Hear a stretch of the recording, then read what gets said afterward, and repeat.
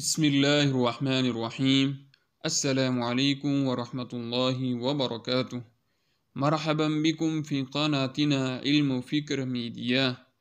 أنا محمد إسماعيل ندوي.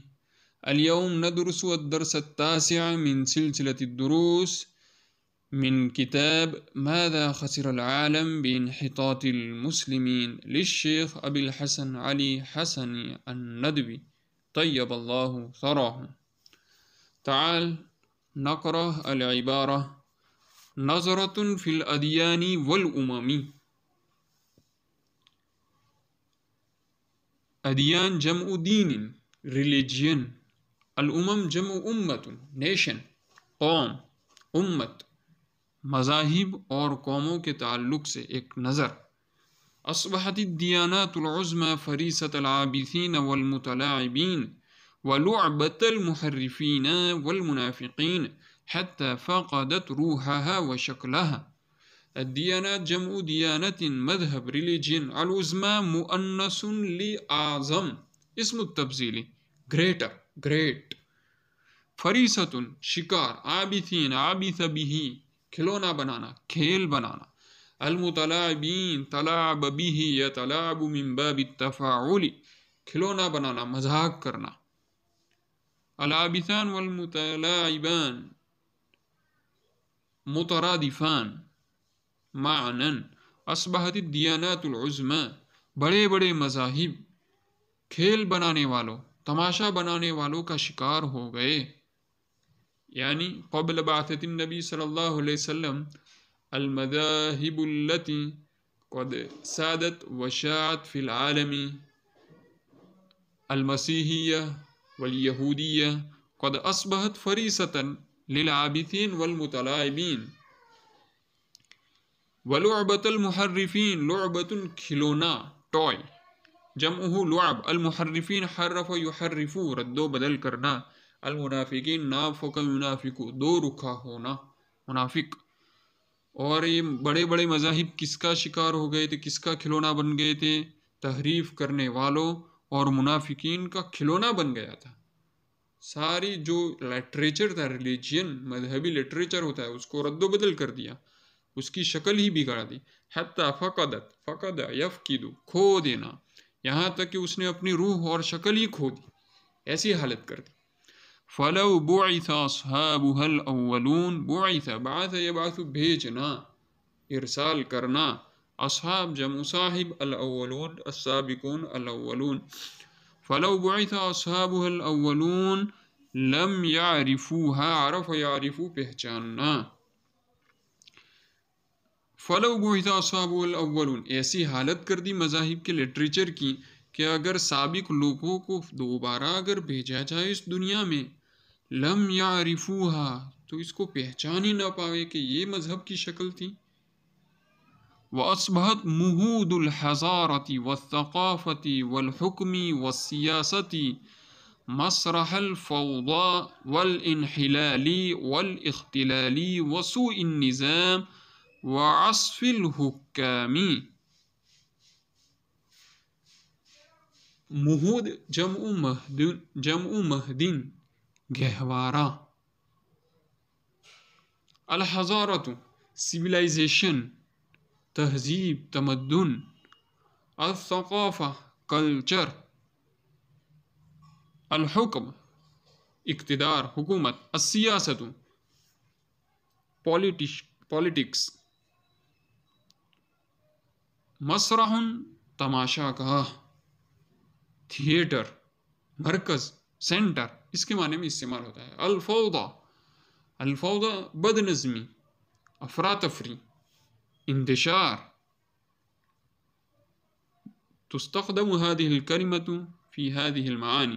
والانحلال الانحلال التدهور زوال. الانحطاط پستی زوال. الاختلال الاختلال خراب. السوء خرابی بیکاری بگاڑ. سوء النظام سوء خراب برا برائی. النظام النظام سسٹم. وعصف الحکام عصف ظلم جور، حکام جمع حاکم اہل اقتدار اہل حکومت.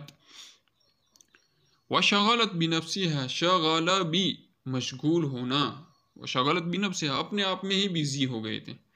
واصبحت مہود الحضارت والثقافت تہذیب و کلچر حکومت سیاست کے گہوارے کیا بن چکے تھے؟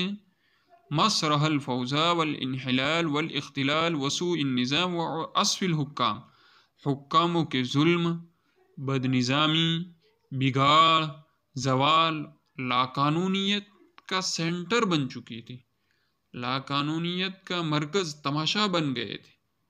کیا یہ سب تہذیب و تمدن اور حکومت اور سیاست کے جو گہوارے اس زمانے میں، یعنی جو بات چل رہی ہے قبل بعثت النبی صلی اللہ علیہ وسلم، مثلا الیونان والرومان ہما مہد الحضارت والثقافہ والحکومت والسیاسہ، لیکن اصبحت مسرح الفوضى والانحلال والتدہور وسوء النظام وجور الحکام والاستبداد، حکاموں کے ظلم، بد نظمی، بگاڑ، الانحلال زوال، الفوضى لاقانونیت، انتشار، مسرون لاقانونیت، زوال، خرابی، بد نظمی اور حکام کے ظلم کی تماشا گاہ بن گئے تھے یہ گہوارے.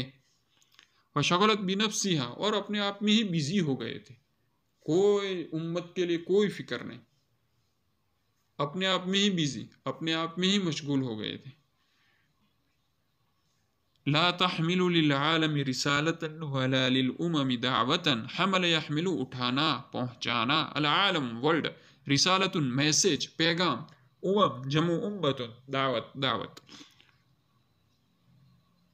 تو دنیا کے لیے نہ تو کوئی پیغام اور نہ تو قوموں کے لیے کوئی دعوت پہنچا سکتے تھے.